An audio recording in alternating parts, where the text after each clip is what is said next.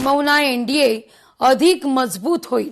शरद पवार यांचे मोदी शहांसोबत चांगले संबंध, दीपक केसरकर यांचं विधान। धनंजय मुंडे पुन्हा मंत्रिपदाची शपथ घेईपर्यंत डोक्यावर फेटा बांधणार नाही, अनोखा संकल्प एका कार्यकर्त्याचा। भंडाऱ्यातील साकोलीतल्या झाडगाव या ग्रामपंचायत परिसरात जादूटोणाचा प्रकार।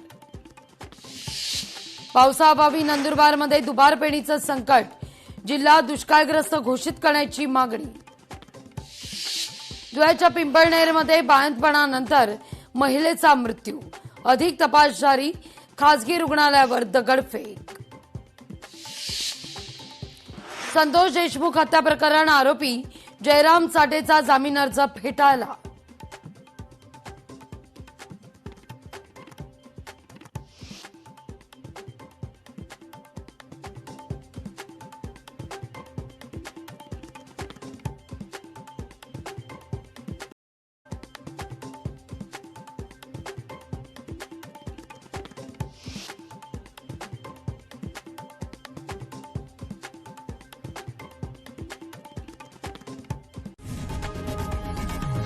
लोकशाही मराठी ऐका, पहा, जागरूक रहा।